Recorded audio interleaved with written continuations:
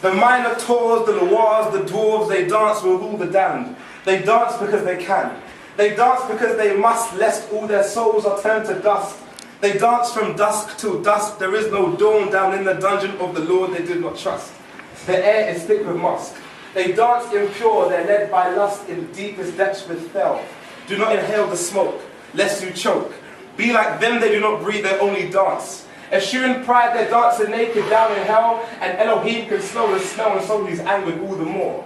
By their display of undecay, he wants to see their edges straight. He wants to hear them scream and shout. Waving their hands up in the air, he wants to burn this disco out, but we down here don't despair. So dance like David did, for your own benefit. One day you'll die and wish you put your limbs to better use. When crucified your legs decay, you better dance your life away. For I'll be at your door one day with scythe in hand, no might, no decks, I am the angel of death. I'll every ounce of life and love collect, your beating heart, your hopes, your breath. So enjoy your life. And it's on my lap, you're beginning to fall asleep, and I'm almost freaked out by how effortless loving you is. So I walk into your room and tuck you in. I could have made you. Maybe you would have welcomed it, but I didn't. And weirdly enough, I'm thankful for it, because I've never known courtship. And evidently, despite my years watching Disney, I didn't know romance, so it's another walk home now. And I've walked along these same streets for so long, yet never felt admitted to the club of street dwellers. I'm constantly walking through and past, trapped in bypass, and truly my journey is living. But honestly, recently it's felt like my journey has been spent living the same thing. Tonight, these streets see me walk slow, look up, and taking the view with a new perspective. I was reflective.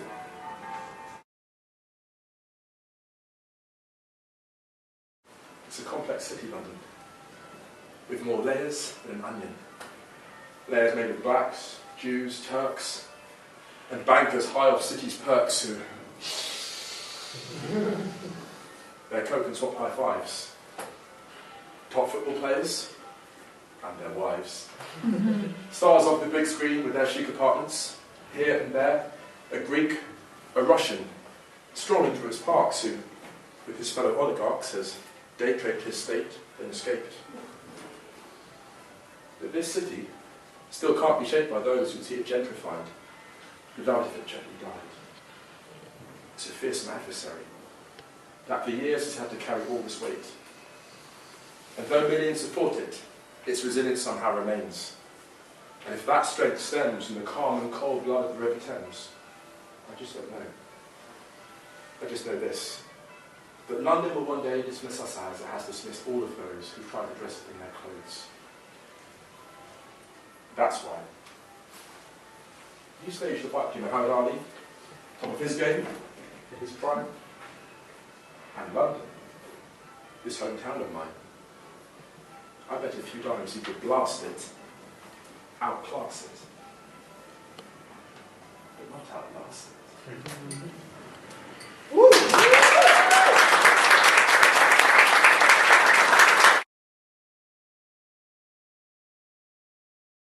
Him at 6 when he ran to the poker room at break time and discovered that somebody had taken his 5, 4, 3, 2, 1 chocolate bar.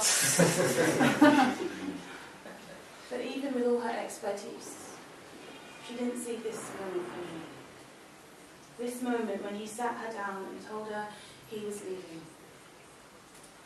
There was no one else. She'd done nothing wrong.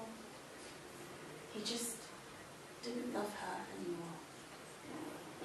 Well, she heard what he said, but she was certain it was not what he meant.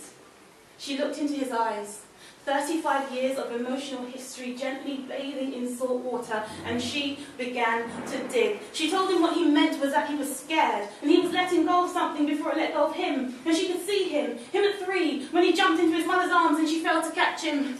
Him at 8, when he hid in a cupboard during a game of hide and seek and nobody came to find him. Him at 16, when he broke his leg and had to give up his dream of being a footballer. Him at 25, when his best friend crashed his car into a lamppost and trapped in the passenger seat, he was forced to watch him die. Him at 31, working at the only job he'd ever enjoyed and suddenly being made redundant. Him at 34, and after a trying year of trying, they found out she couldn't have children.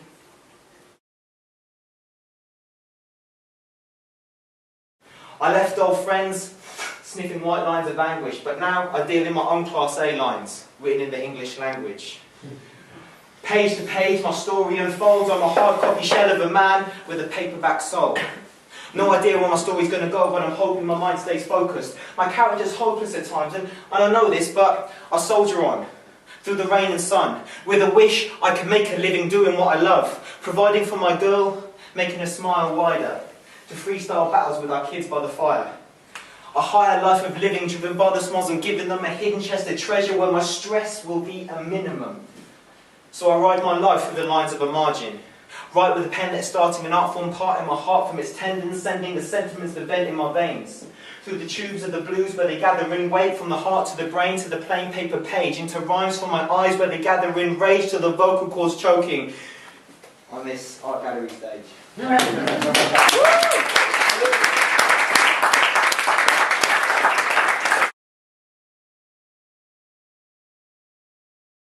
Hello there. Hello. My name is GOWEDS, and by the sounds of things you can tell my flow somewhat limitless, that upper pill stimulus. Can't shake it off like dandruff, irritant. And I'll be chatting YLTV to your feeling this. Sounds nice, don't it? Now there's a band of poets waiting to kick in this door, not waving 4/4s, but with stanzas and meters, not watching no face walking past ya, no pussy. Hello there, listener. This is spoken word. And I'm not finger clicking. I know I'm talking like this, so you can have every word that I'm saying. No. Don't mug me off, please. Already cast me out and you don't even know my worth. Feeling to practice here about force and strength with the haiku I told you. Speaking up in syllables, not regenerated material. Believing that original.